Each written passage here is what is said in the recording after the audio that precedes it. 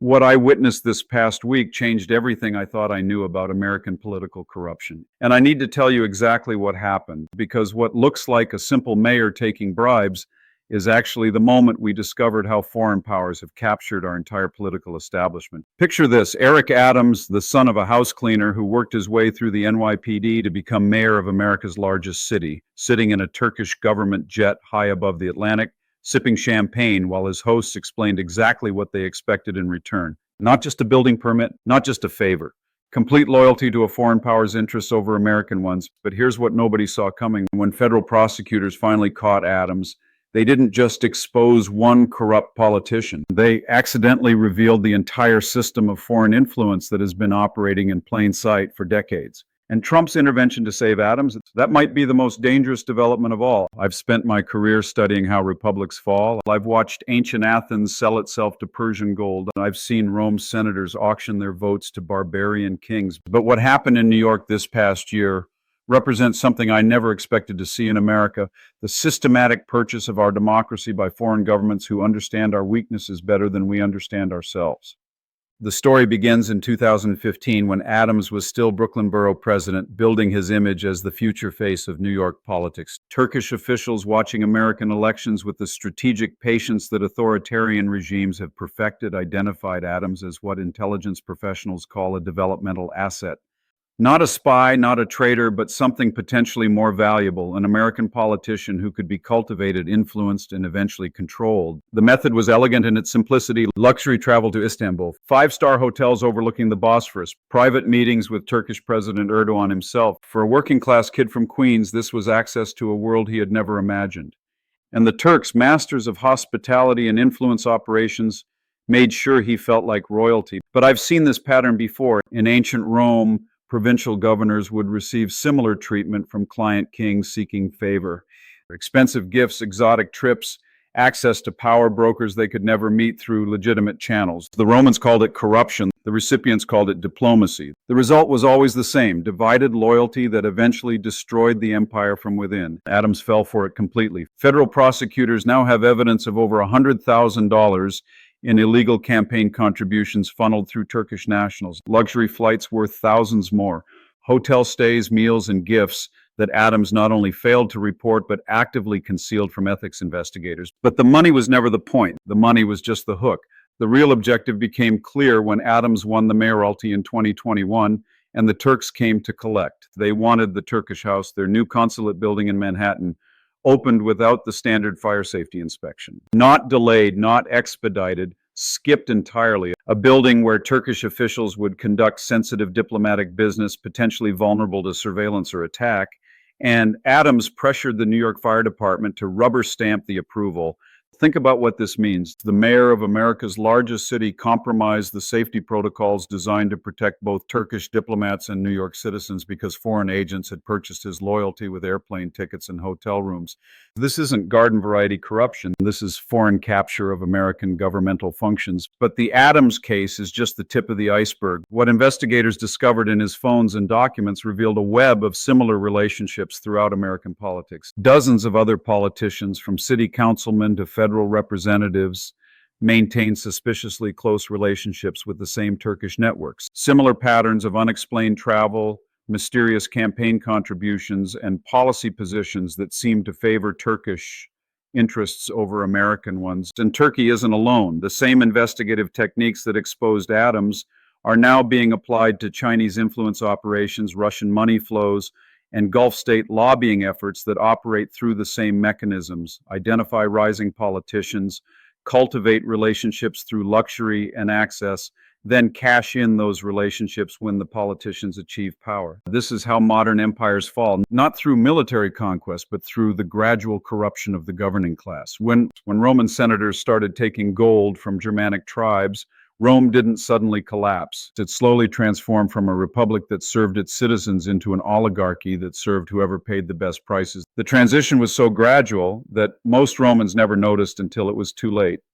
America is experiencing the same transformation.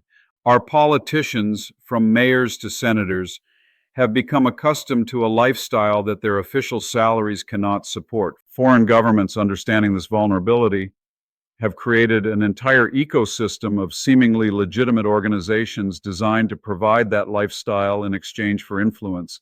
Think tanks that pay speaking fees, cultural organizations that sponsor travel, business associations that facilitate profitable relationships. The beauty of the system from the foreign perspective is its deniability. When Adams accepted Turkish hospitality, he could tell himself he was conducting diplomacy. When he intervened in the fire inspection, he could rationalize it as streamlining bureaucracy. When he concealed the gifts, he could claim he was avoiding unnecessary paperwork. Every step felt justifiable in isolation. This is exactly how Marcus Licinius Crassus justified his relationship with Parthian merchants in the final years of the Roman Republic. Every gift seemed legitimate, every favor seemed reasonable, every compromise seemed minor, until the day Crassus realized he had become a foreign agent operating against Roman interests, and by then it was too late to reverse course without destroying himself. But here's where the Adams story takes a turn that should terrify every American who values democratic governance. When Trump's Justice Department ordered the charges against Adams dismissed, they weren't just intervening in one corruption case. They were sending a signal to every foreign government watching. American officials who cooperate with foreign influence operations will be protected by the federal government.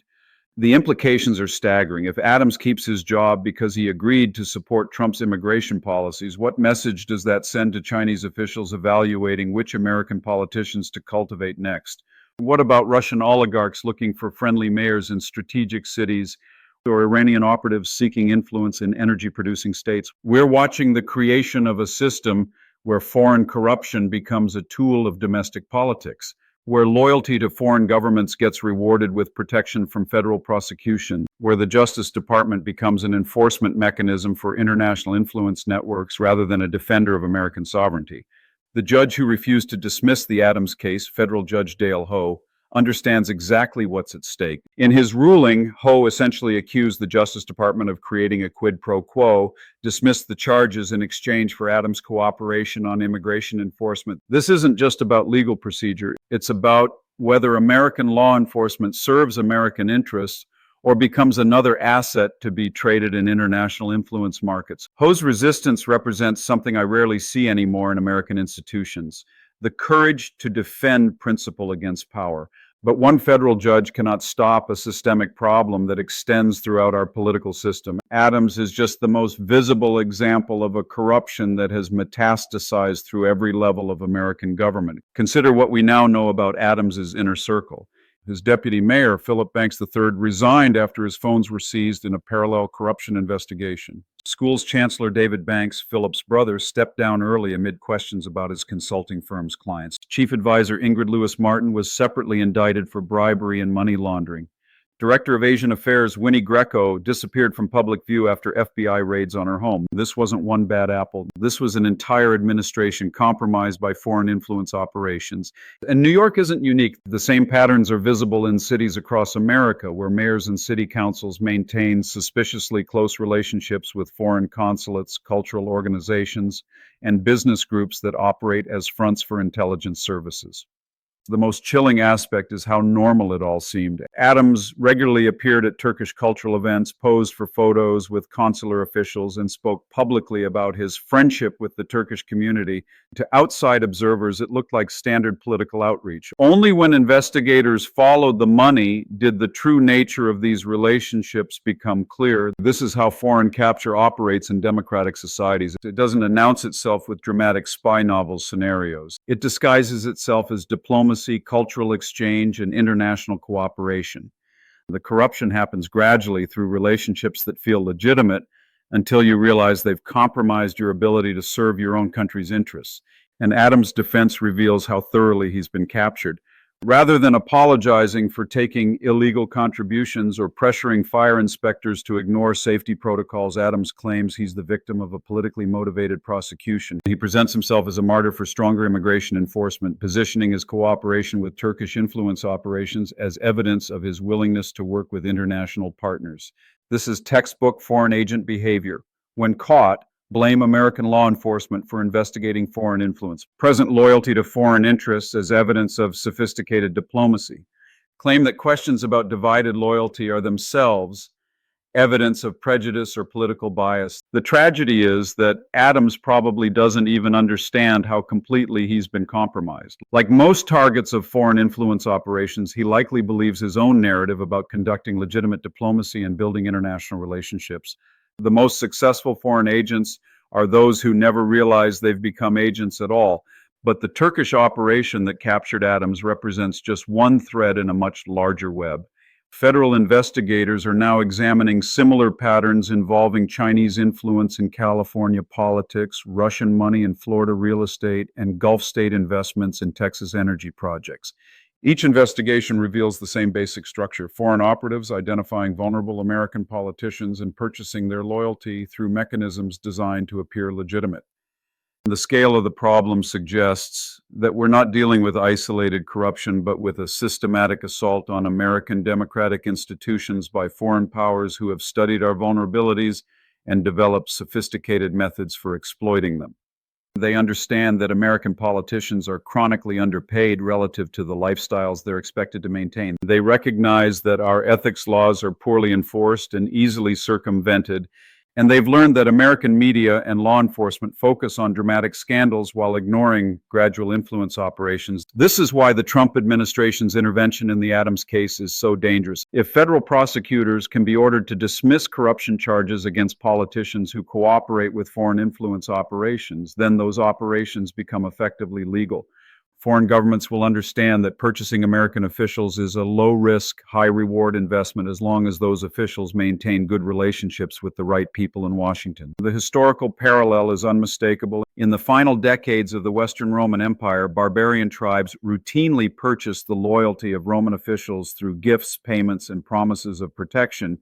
Those officials justified their behavior as necessary diplomacy with important neighbors. The Roman government, weakened by internal divisions, often protected corrupt officials who claimed to be serving imperial interests. The result was the gradual hollowing out of Roman authority. Local officials served barbarian interests while claiming to serve Rome.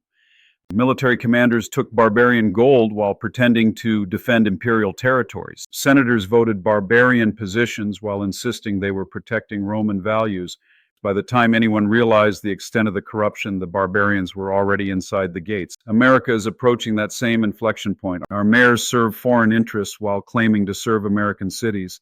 Our representatives take foreign money while pretending to represent American voters. Our officials implement foreign policy preferences while insisting they're protecting American values. The Adams case was our chance to send a clear message that foreign capture of American officials will be prosecuted regardless of political considerations. Instead, the Trump administration's intervention sends the opposite message. Foreign corruption is acceptable as long as the corrupt officials serve the right political interests. This creates a perverse incentive structure where foreign governments can purchase American officials and then protect their investments by ensuring those officials support policies favored by the current administration. It transforms American democracy into an international marketplace where foreign powers bid for influence by financing politicians who will advance their agendas. Judge Ho's refusal to dismiss the charges represents a last line of defense against this transformation.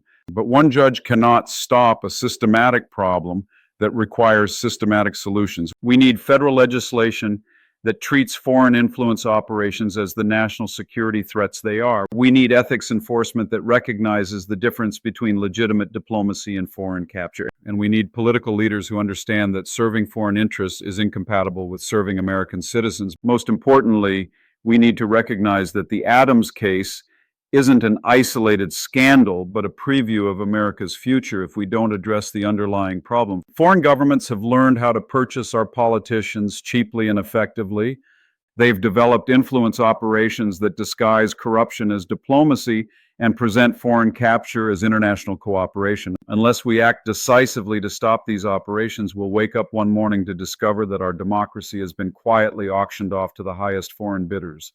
Our mayors will serve foreign capitals. Our representatives will advance foreign agendas. Our officials will implement foreign policies while claiming to serve American interests. The choice is ours. We can recognize the Adams case for what it really is, evidence of a systematic assault on American sovereignty by foreign powers who've learned how to capture our political system, and take action to defend our democracy.